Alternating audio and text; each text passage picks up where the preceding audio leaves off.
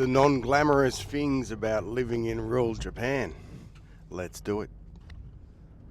At the moment we're in the middle of a heat wave, and I spent all day yesterday cutting grass, and I'm not looking forward to what I've got to do now. It's about 7:30 in the morning, but I've got to go down the rice field and I have to do some maintenance around the place so it doesn't look too bad. And I haven't been down there for 3 weeks, and I'm a little bit worried about just how long this is going to be.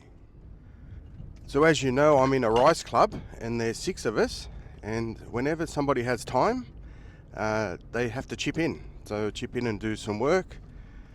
On the weekend, the boys have to go down and clean all the drains. So see these drains on the right hand side? That's where the water flows, and they have to clean the drains all around the rice field area, and they'll be doing that on Saturday morning at 5:30. So I can't be part of that because I've got the cafe on, so all the boys will be doing that. So I've got a bit of spare time today, so I have to go down and do my part.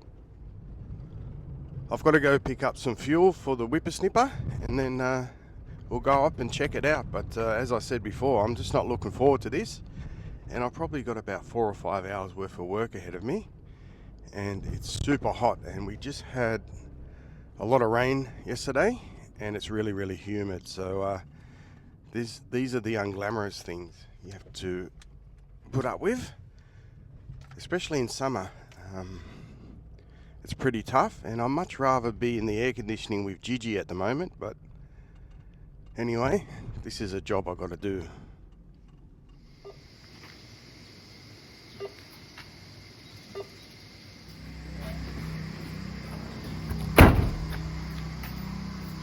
Let's head up. Okay, got my whippersnipper fuel, and let's see what we're in for. I'm not looking forward to this.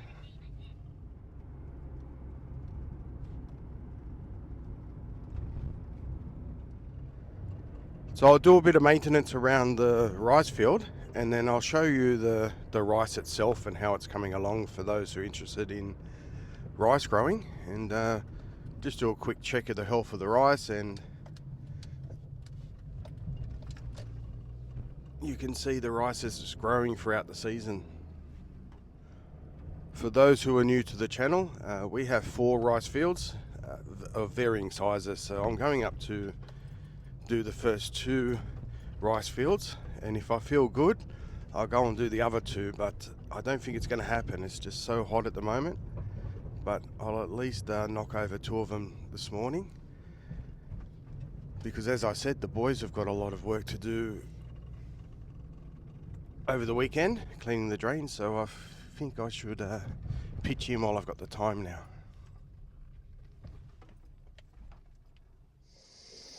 So here we are at Tumble, and as you see, this is a complete mess, and so is the bank. That bank needs to be cut back. Along here is not too bad, but all this has got to be maintained, so I better start, shouldn't I?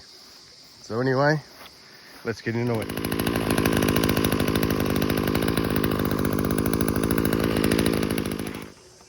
So this one's done, all along the bank.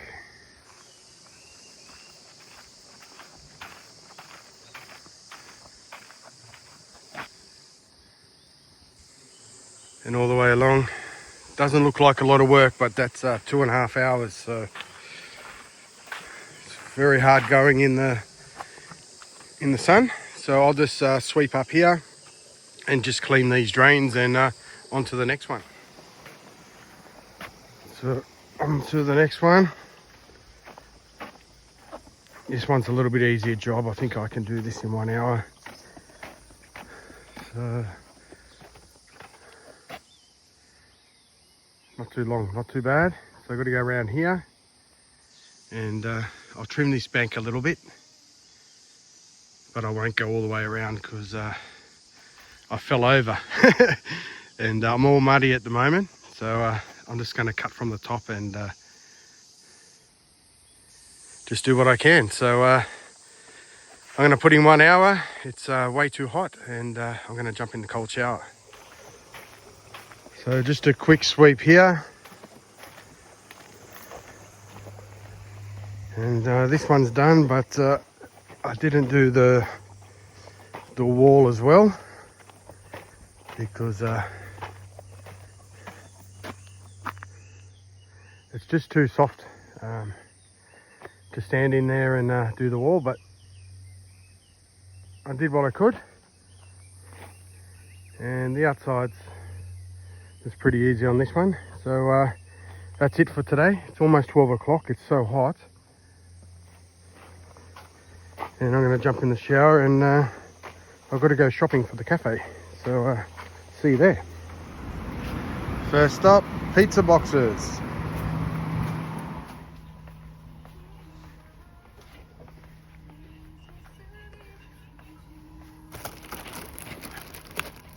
Gotta get some pizza boxes and a couple of bags. Time to get some stuff for the cafe. But first stop, the cats. Let's get in some cat food. And while I'm here, I'd like to shout out to Fabian and Steve for your support on Buy Me a Coffee. You guys are legends. And Randy, you've given a donation to Gigi, and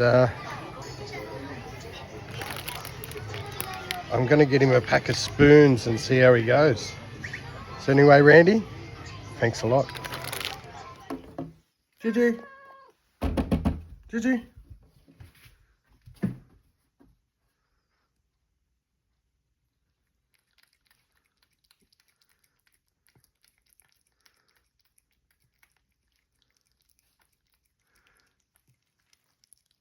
He's loving it, Randy.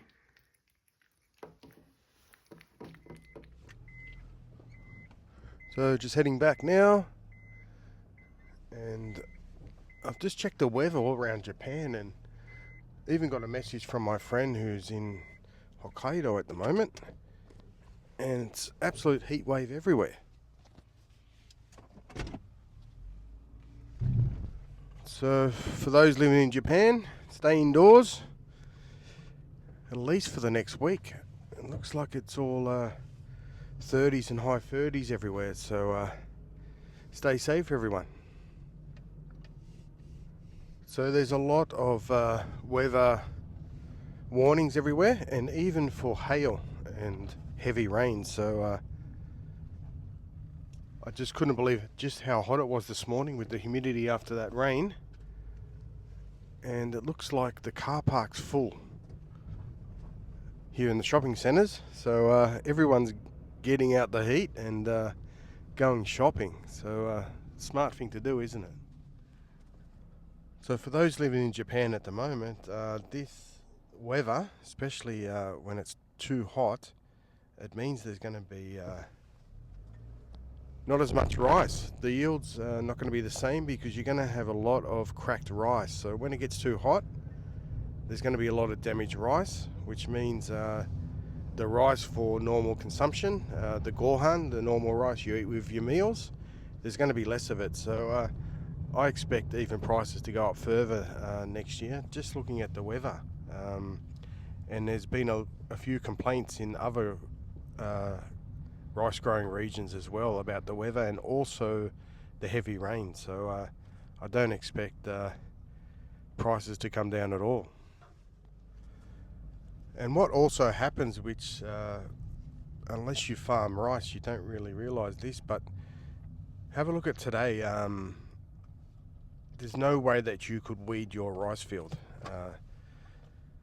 So normally around this time, everyone's emptying their rice fields, get a bit of sun on it, and that's when you do your weeding. But when you have this sort of heat, I don't think people are going to go out and do the normal weeding as well as they would. So that's another consideration on what's going to affect the rice harvest this year.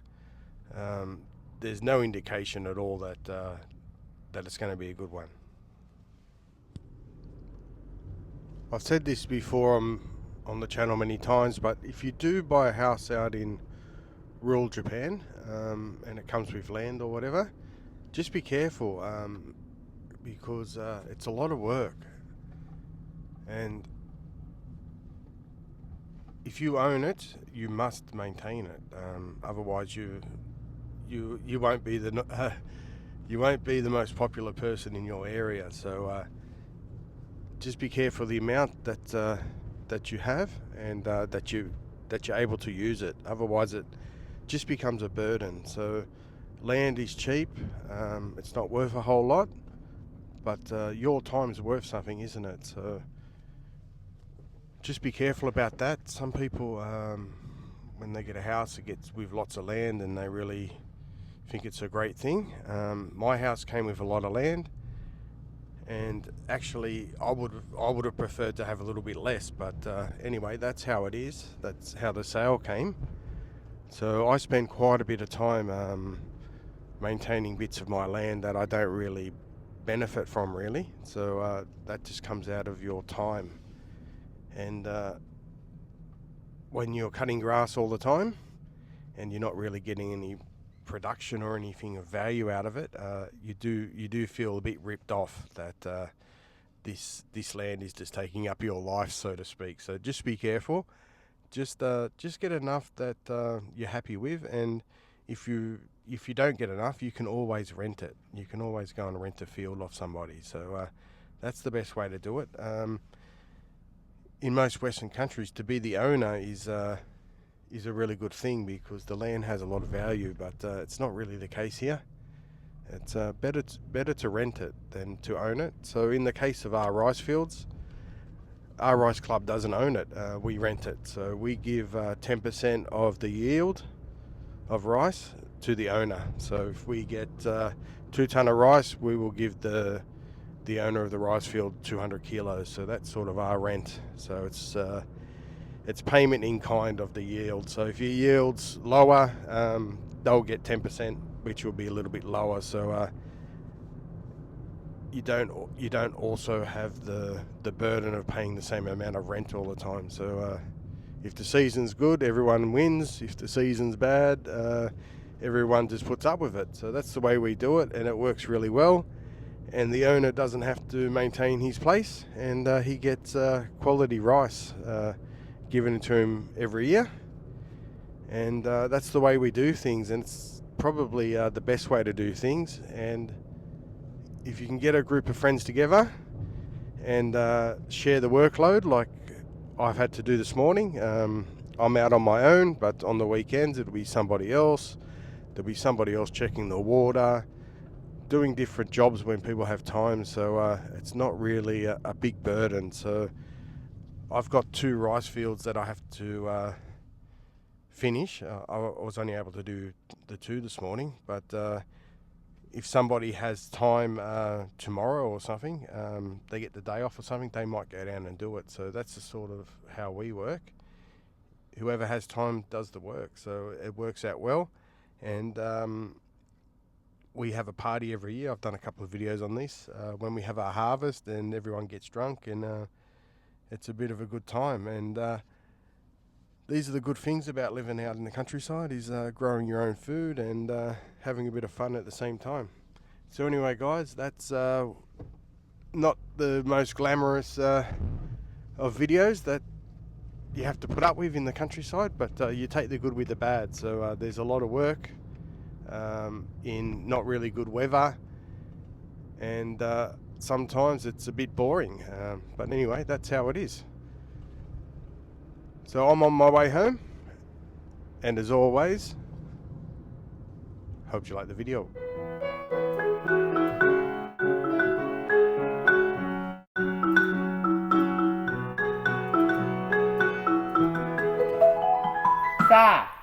Let's go walk home.